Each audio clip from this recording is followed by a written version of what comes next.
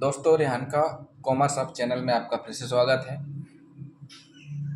पिछले वीडियो में हमने देखा था कि बैलेंस शीट कैसे बनानी है, कैसे तैयार करनी है। 3 पॉइंट हमने पढ़ लिए थे। पहला पॉइंट ये था कि मोहन है वो व्यवसाय स्टार्ट कर रहा है, वो भी 1 लाख रुपए लगा करके।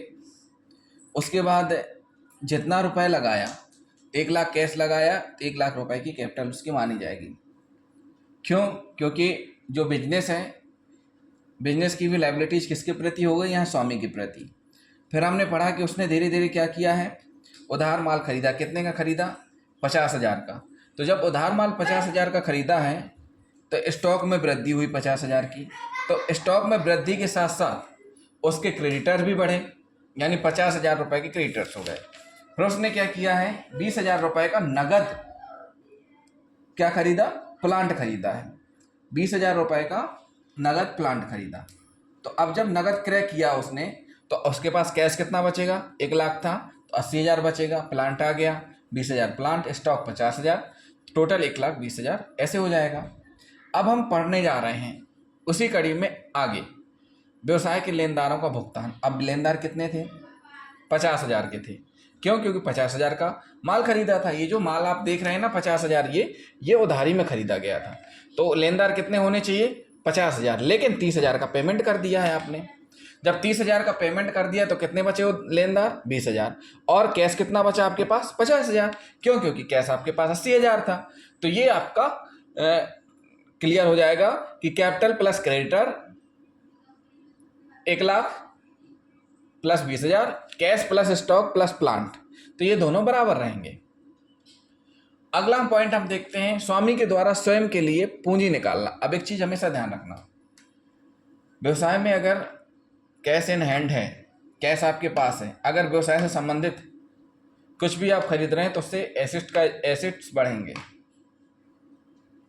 लेकिन जब आप व्यक्तिगत कार्य के लिए पूंजी निकालेंगे, कैश निकालेंगे, तो उससे दोनों तरफ फर्क पड़ेगा, यानी कैश भी घटेगा और पूंजी भी घटेगी। तो यहाँ क्या किया आपने? 10,000 रुपये आपने निकाल लिए। 10,000 रुपये निकाले तो टोटल कैश कितना था? 50 था। तो कितना बचा कैश? 40,000। कैपिटल कितनी थी? 1 लाख। तो कैपिटल कितनी बची? 90,000। तो ये इक्वेशन हो गई आपकी, capital plus creditor equal to cash plus stock plus plant, 1,10,000। आगे हम देखते हैं लेनदारों के स्वरूप में परिवर्तन। देखिए, लेनदार अलग अलग तरीके से पेमेंट होता है लेनदारों का। कैश भी होता है, चेक से भी होता है, बिल से भी होता है। जो 50,000 का स्टॉक था उसमें से हम 30,000 पेमेंट कर चुके, 20,000 बचे हैं। अब 20,000 के जो क्रेडिटर्स हैं हमारे, ये क्रेडिटर्स हमसे तैयार हो गए हैं 5,000 रुपए के प्रतिज्ञा पत्र, यानी बिल। हमने ऐसा लिख के दिया है कि आपका इतने दिन में पेमेंट हो जाएगा, एक बिल तैयार करके दे दिया, उसको लेकर के वो तैयार हो गए। तो क्रेडिटर्स तैयार हो गए। अब देखिए इसकी लेखा पढ़ी कैसे करेंगे। देखिए, आपके पास कैश कितना है? कैश तो 40,000 ही है। स्टॉक कितना है? 50 का 50 ही है। प्लांट नो चीज 20,000। कैपिटल कितनी आपके पास बची? 90,000। अब जो क्रेडिटर 20,000 है, 20,000 में से 5,000 किसके लिए एग्री हो गए? बिल पेबल के लिए। और तो 15,000 अभी आपके बाकी हैं जिनका भुगतान आपको करना है। वो आपको कैसे करना है वो देखना पड़ेगा।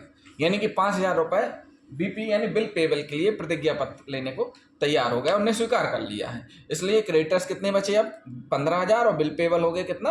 5,000। तो इसकी इक्वेशन क्या बनेगी? Capital plus creditor plus bill payable equal to cash plus stock plus plant.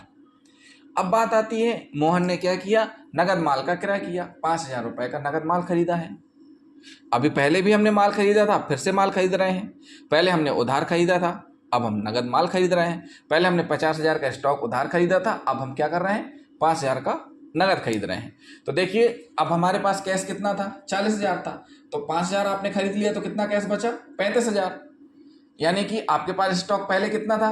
50,000। आपके पास 5,000 का स्टॉक बढ़ गया, यानी स्टॉक कितना हो गया? 55,000। प्लांट आपका चल ही रहा 20,000 का। और इस साइड आपकी कैपिटल 90,000 है, क्रेडिटर 15,000, बिल पेबल 5,000। तो कैश आपका गया है तो स्टॉक आया है, संपत्ति बनी है। तो कैश कितना हुआ? बचा 35, स्टॉक कितना हो गया? 55। तो ये टोटल इसकी इक्वेशन क्या बनेगी? Capital plus creditors plus bill payables, cash plus stock plus plant, यानी 1,10,000 रुपये दोनों साइड बैलेंस आएगा बराबर। अगर आपका ये दोनों साइड का बैलेंस बराबर नहीं आ रहा है तो समझ लीजिए आप कहीं ना कहीं गलत कर रहे हैं।